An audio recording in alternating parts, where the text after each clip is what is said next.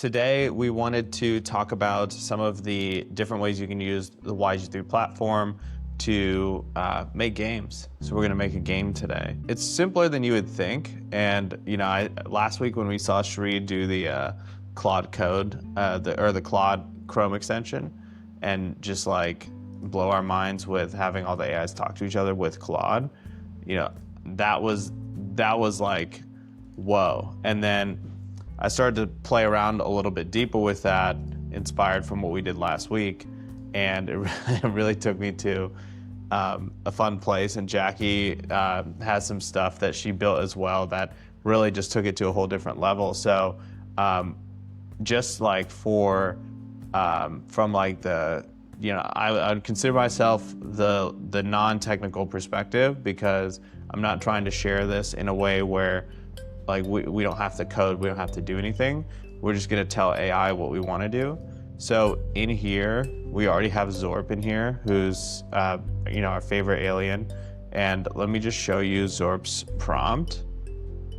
So it's a pretty lengthy prompt, but it gives like a lot of context. And like I had built this for the event we did, or for the video we did like a while back, where we had basically a lot of people who were not believing aliens and one alien believer, and we put them in a group chat with each other.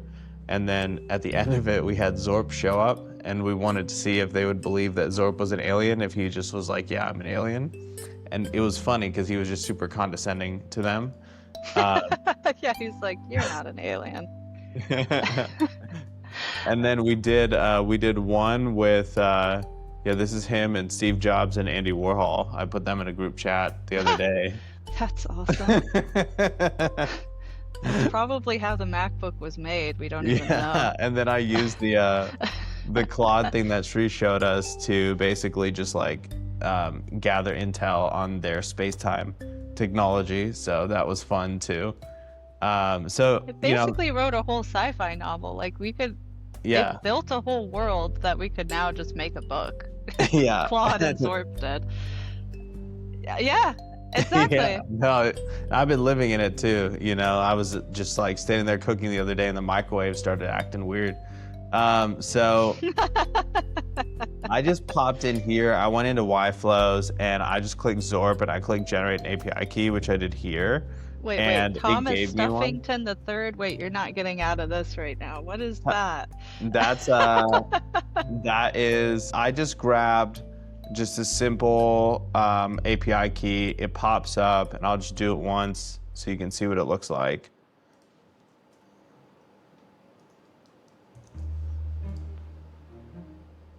Like that. You just copy it. I'm gonna remove that one that I just made. So I made one like that earlier, and then I just popped over into Claude, and then basically I was just like, hey, I want to code a game, and when I do this, I just search YG3 API into Google, and I'll just go and grab this like GitHub link, and I'll just give this to Claude, and I'll just be like, hey, like here, so I'll be like, here's an API I'm using. I was just like, let's make Tic-Tac-Toe. So I downloaded Tic-Tac-Toe. What's crazy about this is that this right now is querying the AI I made in the platform. Greetings, Earthling. This is written by the platform. Greetings, Earthling. I've just placed my O at position 0 on your board. It appears we now have the following configuration. As an extraterrestrial being, I must admit that your game seemed rather primitive to me. So this is like freaking crazy. It's like all I did was I just told it, make Tic-Tac-Toe, here's the API key. I'm literally playing Tic-Tac-Toe with my Zorp AI right now. Oh, he got you. Got you. If this game follows the rules of Othello, my move aims to cool. control the majority of the board's intersections while denying my opponent the opportunity to do so. So Zorp's pretty educated on game theory here. It's nuts. And I mean, to just see it, it's calculating like the outcome of the game, basically. Draw. Nice work. Draw. So this whole thing, I just gave it a prompt like 5 minutes ago before we hopped on the call. And I think that's like what's sick about this, is that you can go in, you can make any AI you want, and you can literally showcase it in any context. So like the games are something that is so underutilized in just anything marketing related, anything content related, anything engagement related. Like games are easy. And with AI, you can literally just be like, hey, how do I set this up so that my clients or my users can play with it? Last week, like Jackie and I had tried a few things kind of character related as well. But Jackie, do you want to share maybe a couple of your games? Sure, yeah. So these ones were created, we're coming out with a coding agent. So these ones were created with coding assistance from ours. And then also, yeah. So this one is a basic game. So like it's an endless runner that we were able to build alongside with our AI. Which you'll see, which is just more of a traditional game, but yeah, and then you press X to shoot Partha, and then space, yeah. Right? And then we were able to stand this up. We were able to make this game in like a day, So this one is like Tamagotchi for Sylvia, and this one was for my niece specifically. But we built it within the platform, which was really fun. And yeah, you just take care of your little Eevee way. Like we were all talking about, like owning a business should be way more pleasurable, like way more fun than it is.